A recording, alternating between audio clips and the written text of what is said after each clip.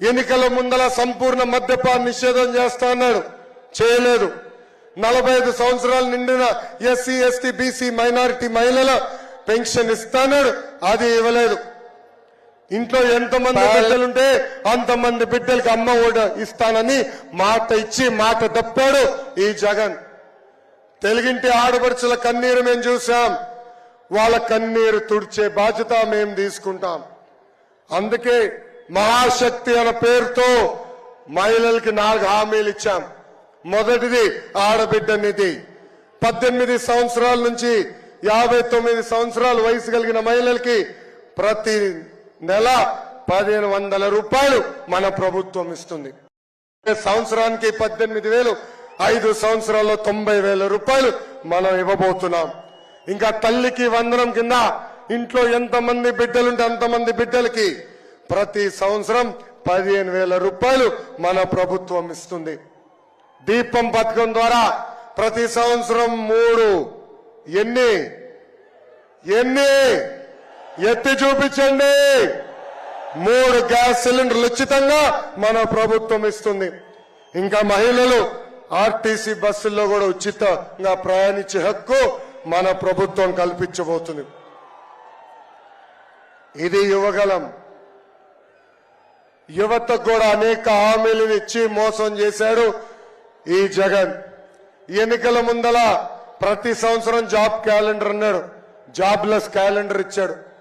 2,30,000 pending పోస్టులు భర్తీ చేస్తున్నాడు, భర్తీ చేసింది 0.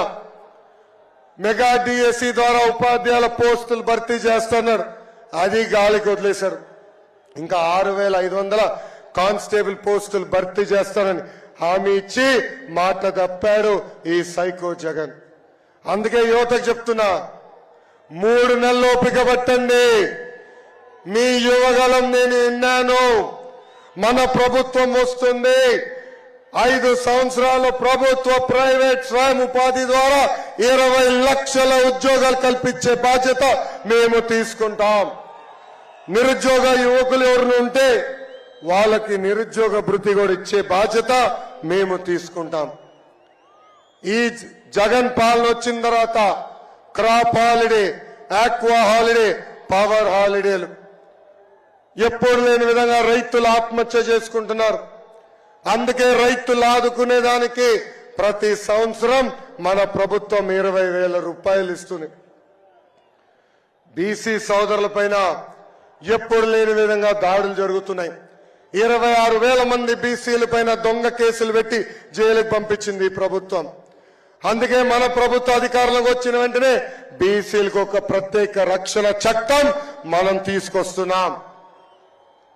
అంతేకాదు దామాషా ప్రకారం ఉపకులాల వారిగా నిధులు కేటాయించి బీసీ సోదరులు కూడా ఆదుకునే బాధ్యత మేము తీసుకుంటాము. డాక్టర్ సుధాకర్ గారి దగ్గర నుంచి కొవ్వూరు మహేంద్ర గారి వరకు అనేక మంది దళితుల్ని చంపేసింది ప్రభుత్వం. దళిత సోదరులకి రావాల్సిన 27 సంక్షేమ కార్యక్రమాలు రద్దు చేసింది ప్రభుత్వం. ఒక దళిత హోంమంత్రి నియోజకవర్గంలోనే దళితుల పైన దాడులు జరుగుతున్నాయంటే రాష్ట్ర వ్యాప్తంగా దళితుల పరిస్థితి ఎంత దారుణంగా ఉందో దళితులందరూ ఒక్కసారి ఆలోచించాల.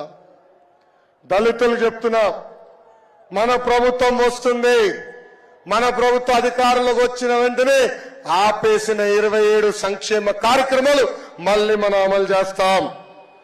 ఇంకా గిరిజనుల గొంతు కూడా కోసేశారు. వాళ్ళకి రావాల్సిన సంక్షేమ కార్యక్రమాలు ఈ ప్రభుత్వం రద్దు చేసింది. ఎస్టీ సబ్ ప్లాన్ పక్కదారు మళ్లించింది. గిరిజనులు కూడా చెప్తున్నా, మీకు రావాల్సిన 16 సంక్షేమ కార్యక్రమాలు మన ప్రభుత్వం ముందరకు తీసుకెళ్తుంది. ఇంకా ఇస్లాంలో ఆత్మహత్య చేసుకుంటాం మహాపాపం. అలాంటిది అబ్దుల్ సలాం, మిస్బా, ఎంతో మంది వైకాపా నాయకులు వేధింపుల వల్ల ఆత్మహత్య చేసుకున్నారు. ఇబ్రాహీం, హజీరాబీ, ఎంతో మంది మైనారిటీల్ని ఈ ప్రభుత్వం నరికేసింది. 2014 నుంచి 2019 మధ్యన రంజాన్ తోఫా ఇచ్చాం. దుల్హన్ పథకం ఉండేది, హజ్ యాత్రికుల్ని సబ్సిడీలు కూడా పంపించింది మన ప్రభుత్వం. ఇలా